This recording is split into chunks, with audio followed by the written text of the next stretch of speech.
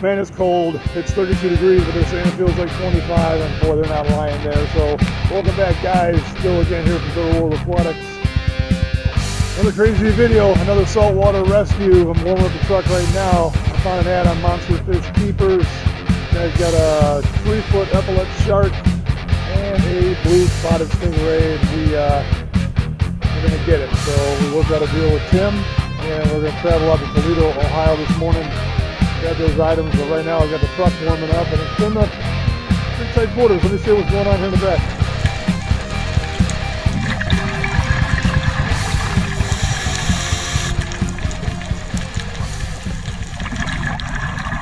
All right, as the truck is warming up, let me show you what's going on in here. So I went to Home Depot this week. I've got a lot of containers, but I wanted to get something a little bit bigger. So they've got the 70-gallon one. Actually, I think it was 70 bucks. So that thing is 42 inches in length. I think we saw it was at 29 inches wide. But you can see between that one and this other one, this one was 30 bucks, and I believe this one was 30 inches in length. So we got the whole back seat filled, and there is no room for anybody. It's going to be a solo run on this one. As you can see, I got the passenger seat all the way up to the front. So all the equipment's inside, the hoses, the pumps, 2 air pumps.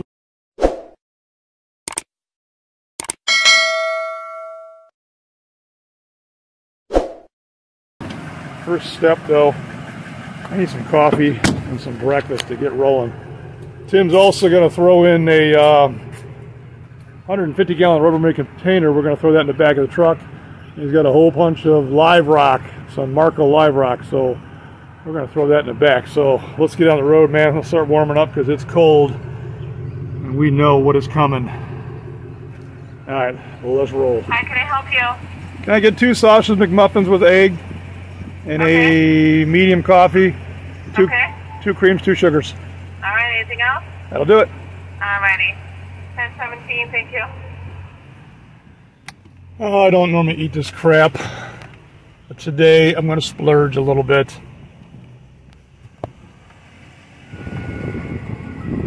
All right, we got to stop at Sheets gas station, grab a little gas. There it is, 304. Man, this is going to hurt because this thing is a gas hog.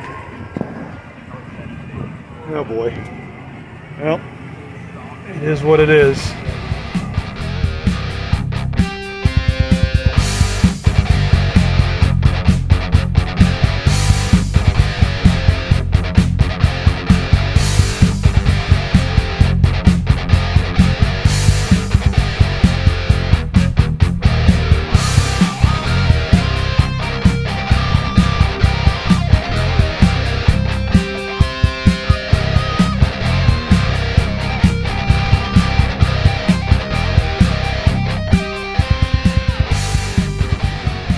Alright guys, we have arrived. My coffee is gone. We're at a whopping 37 degrees, so we've warmed up a little bit. But it is definitely still cold, so we're going to leave the heat on in the truck. Actually, let me crank this up while we do what we got to do. And let's go inside here and meet Tim. Well, at least this guy's got a Dodge Ram. Woo, buddy, look at that thing. That is sweet. Ready for Christmas, holy cow. Oh, you got like a lot of cat stuff. How many cats you got? I see the cat trays everywhere. 5 kitties. Holy cow. All right, let's take a look at this thing. The LED lights, I gotta go get a step stool because they don't turn on and auto until noon. Okay. All right, guys, we are down here in the basement of Tim's house, and holy cow, look at that thing right there. I just went to go grab a ladder. We're getting ready to plug in these lights, and I'm going to let him explain what he has built here in a few moments. So, how big is it? This is 8 by 8? Is that what you told me? Yeah, 8 foot by 8 foot by 36 inches deep. Now, how long ago did you build this monster? 2018. Wow. Now you were telling me before, like how many bricks are underneath this thing? 60 cinder blocks Holy- off the ground. 60? Wow. Sweet, you did like what, 4x4s around the perimeter? Yeah, they're 4x4 framed walls with foam board insulation. And then the weak spot is between the bottom plate and the wall, right? So I have carriage bolts going through the 4x4 down underneath the frame. So then after you brace the bottom with carriage bolts, then your weak spot becomes the corners. So I did carriage bolts in the corners as well. Dude, this ain't going nowhere. And So I what you got plywood on the inside the liner? Is that plywood on the inside and then just a Firestone liner on it. Wow. Dude, that's But nice. I build it too bulky. I'm actually battling heat. Like, see, my basement's 69 degrees, right? My upstairs is set to 64. This pond heats my whole basement. Wow. Okay. Now you were saying earlier, like when we talked a couple weeks ago, about maybe, as far as like the sharks, keeping them a little bit cooler. Wasn't there something about maybe you should have done this on the ground or something to get the transfer the cinder of the... blocks wasn't necessary because it would have helped cool it down if I would have just By threw putting it it on flat the on the ground. Okay, I see what you're saying. Wow, you're 80 degrees in there. Okay. All right, so this is 8x8x3. Yep. And what kind of filter you got running over there? It's just Is that something about a pond filter you're telling me about? yeah, it's Aqua Oasis. Yeah, Oasis, just standard pond filter. And what does this turn Just over? mechanical. It's I'm sending 5,000 gallons an hour through it. It comes in, goes through 11 sponge filters and out the top back in the tank. Oh, that's pretty slick. Let me see the other side of that. It's the same thing. Okay, they're all the same? Okay. Yeah. I don't think I've ever seen this style before. This is what people do on outdoor ponds. So you're just pumping it up here. What is this, a dart? What is this? That brand is a koi. So you just pump it up and just throw it over? And With the little bit of head, it's moving like 5,000 gallons an hour. Okay, that's pretty slick. Got a little stand right here for that. And Stand that's there. like 600 watts worth of lights, maybe 700 watts worth of lights. Okay. So sharks hate light. So I was going to ask you for your tank, you're going to need to provide the Epaulette with somewhere to hide. They're day blind. They hate light. Right. PVC pipe for them to hide in. Okay. And then this side doesn't get light. I keep it covered up with towels so they have a dark side and a light side because only the rock needs light, right? Well, let's see these guys. Those are what, 4x4 sections right there? Yeah, so before I had all my rock on the ground and then they would hide in the PVC. But then to better get more effect out of the rock, get less detritus in the rock, I put the rock up on these pallets and then they're able to hide under there, which they love, and it makes the rock way more useful. And the rock gets better light because it doesn't have to go through 30 inches of water. Right. Man, that's nice. Yeah, I like how you raise that up over there so they get the whole surface area of the bottom. Just sneak up underneath. Yeah, so they want surface area. So I had another one in and I took it out a little while back when I decided I was going to quit stocking this.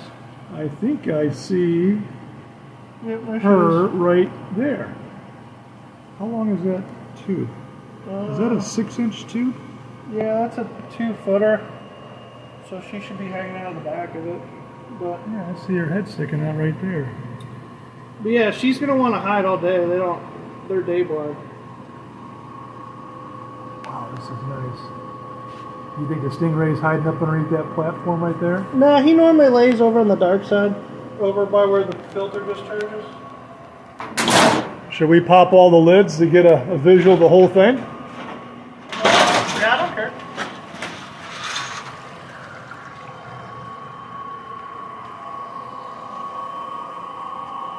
Holy cow. So yeah, I like that. I That's used pretty to have slick. 2 pallets of rocks. I pulled one out. So this, you said this has been running since 2018. Yeah. So what I learned was when I put the other pallet in as well, the Shark and Stingray absolutely loved them, but I would never see them anymore. Right. Because it was too big of a highway, you know? Now, we talked about something yesterday I wouldn't mind touching down on. Was it the smooth hound Yeah. shark That you was my had? biggest shark. Tell us the story there of what happened. 'Cause wasn't that kind of a unique situation? So back then I had all the rocks on the sand. And so I had a lot more rock in here back then, but this whole side was always rock. So I had 3 eels in here. I had 2 zebras and a Toledo. And the hound shark was huge. It was like 39 inches. And so the hound shark's the only one that we can buy besides black tips that does laps all day long. It only rests for maybe like 5 minutes an hour. Okay. So the hound shark's doing laps all day long. Well, the Toledo eel was in the rocks guarding his territory. So he kept getting slapped in the face by the hound shark's tail and eventually bit the belly of the hound shark, and then it died from infection. Oh. Wow. So then I got a replacement hound shark, and it was a baby one, and it broke the baby hound shark. I had a metal cover on my suction pipe. It broke through the mesh metal screen, and the hound shark killed itself in my pump. Yikes. All this room and a little baby in it, and it had to try and go up that pipe. It actually broke through the metal mesh. I have the pictures. Wow. Through check valve and everything. Looks like you got another pipe back there. Looks like, is that a Y or what is it back there? Another hiding spot. Yeah. That's where the Stingray likes to hang out. So this is the Marco rock you were saying? Yeah.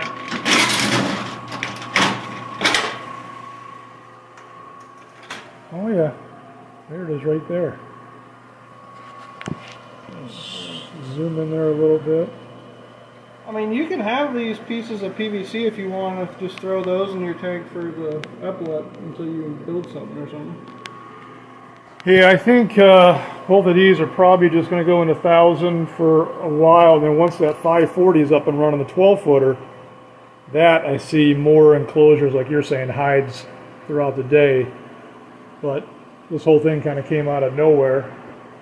Yeah, I honestly should have built this.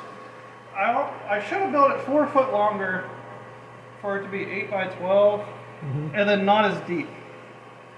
So really, I didn't utilize any of the depth until I started this setup with the rack. Now you had other fish in here one time too, didn't you? I've never had regular fish. It's always been sharks. Like when I started, I was hatching bamboos and selling them and giving them away to my friends.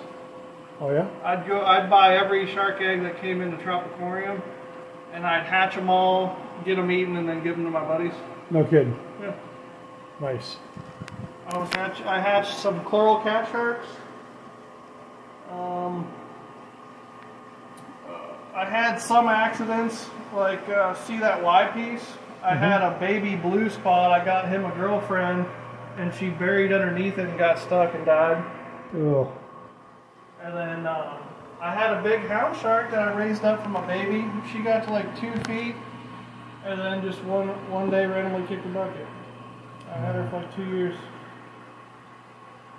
Well, I mean, this is a testament. I mean, what you build here is actually great. I mean, the footprint is really required. I mean, sadly, a lot of people do get 55-gallon tanks, 125s, even 300s, and the footprint, right, is not really big enough for some of these sharks. When I bought these two as babies, I threw them in a 125, and they immediately outgrew it. It doesn't take long. Like this Epaulette that you have right now, I think you told me it was 36 inches, which there's the tail right there. What is the age of this one right now? I'd say about 6 years old. Okay. And I've read they can go as high as 42 inches, but I mean, you need a good sized tank. So, you know. Yeah, the females do get bigger than the males. This was a female? Is that what you told me? Yep, she's a female. She's probably about breeding age. Anyway, sliding the tube out so we can get a look at her for the first time. But oh, she's looking pretty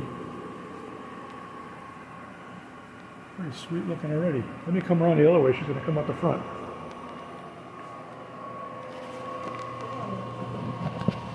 You got a name for her? My wife named her Zelda. Zelda. We got Pearl and Zelda now. But I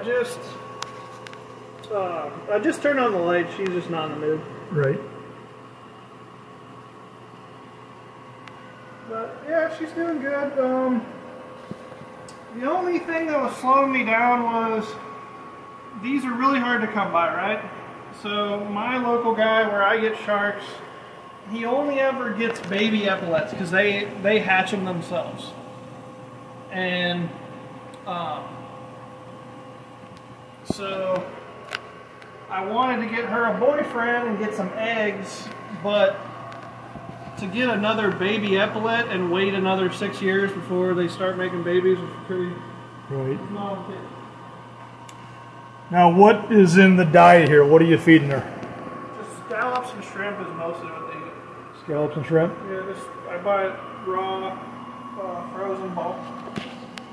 And is that like they like clams. See how she's right next to some shells?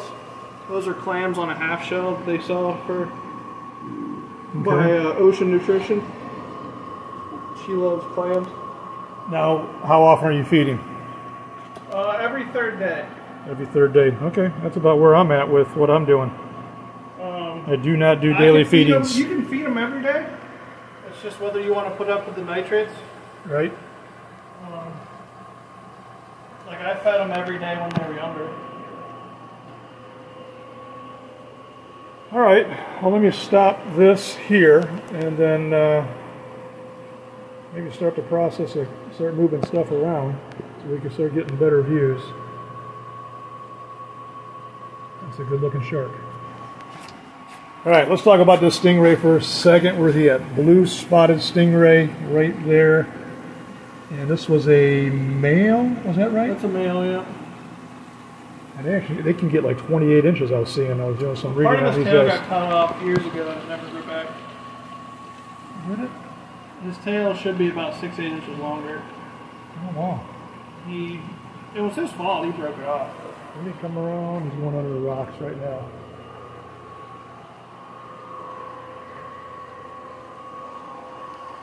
So, how long have you had him now?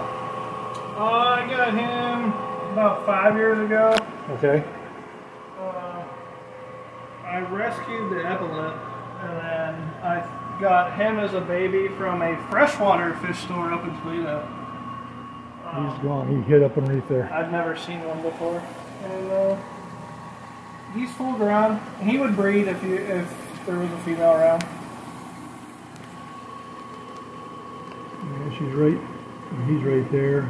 Can't tell. There's not much available on experience with these guys, but the only thing I can tell you is just never put him in with another male. There we go. Same thing as far as the diet. You're throwing in what, scallops and shrimp? Yep, scallop, shrimp, clams.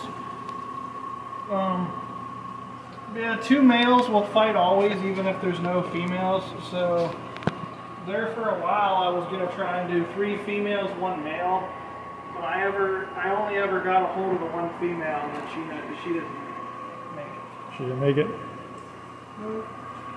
So this was a little over 1,000 gallons of water, 8 by 8 by 32, 34 inches deep, and this is definitely the way to do it, guys. If you're gonna bring on fish like this. This guy did it right. All right, let's start the process of breaking this down a little bit. Okay, so we got all the Marco live rock up in the back of the truck in the 150-gallon Rubbermaid container. We're pumping water right now. As you can see, there's the hose. And we brought the containers down, so we're kind of prepping that right now. I just threw maybe like 2 inches of water in this one. This is where the Stingray is going to go.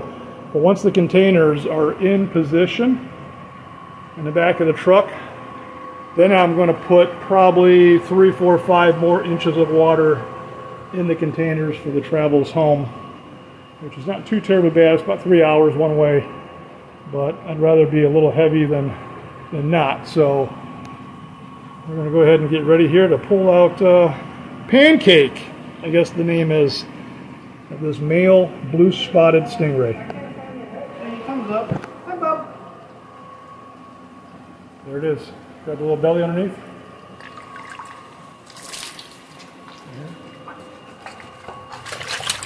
Flip him over. Flip him over. Come on. Perfect.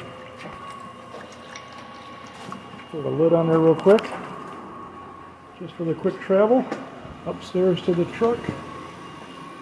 We'll get him situated and we'll come back down and get the shark. All right, guys, so the ray is now in the truck, and now it's on to, what did you say, Zelda? What was her name? Zelda, yeah. Zelda. So we've come up with an idea. We're just going to grab the whole pipe. She is inside the 6-inch pipe right now. Is that 8-inch? That's a big pipe. I'm going to cap the front, and we're going to put it right down inside the container, and then once it's in the truck, we're going to put more water in it. So here we go. It's all on you. Shoot away. Get her. Well, here, you cap the front, and we'll just tip it slightly frontwards. It's not. There it is. Okay, hold on. Let me grab the. She's coming that way. Let's rotate. Lay down. Oh, I thought we were going to keep it in the pipe. oh, if you want that. Yeah, I was putting. I just wanted to make sure she. So this by no means is hurting her, because obviously they I thought have she was the. going to pinch her belly with her head in the net. All right. They've got the ability to stay out of water for a little bit of time. Go ahead, stick back in your thing as they walk on their pectoral fins. That's one of the survival instincts that they actually have. So let's go ahead and put the cap on there.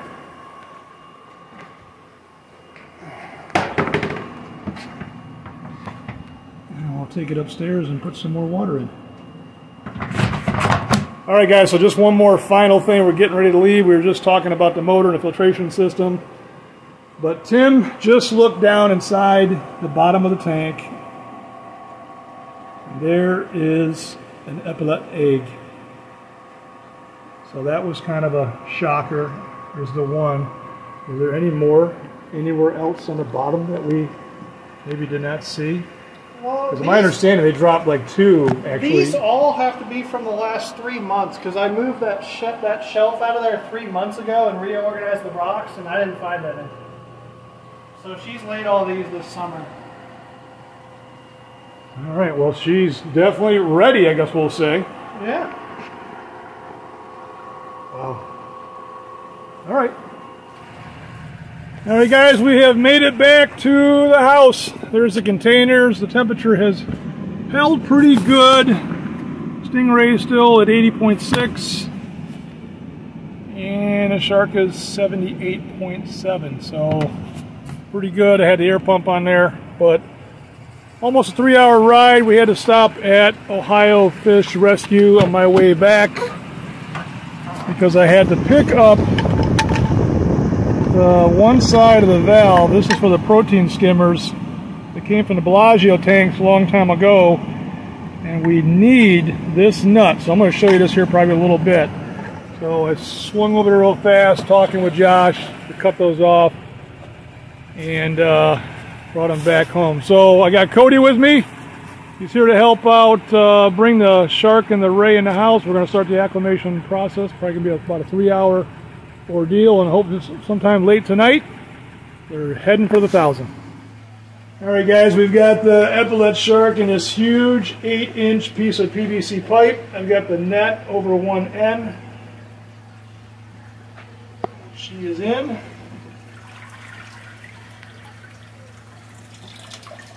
Bring the water out with it.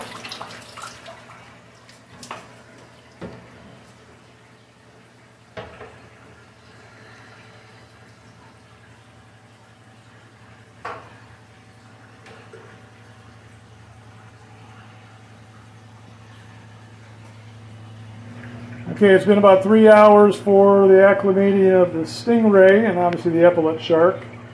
So I'm going to go ahead and slide him into a container because my net's not big enough. Hopefully you can slide him right into the tank.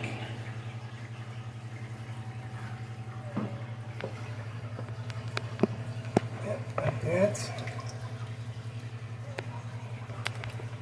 There you go. I'm trying to flip it so it's nice and flat. There we go.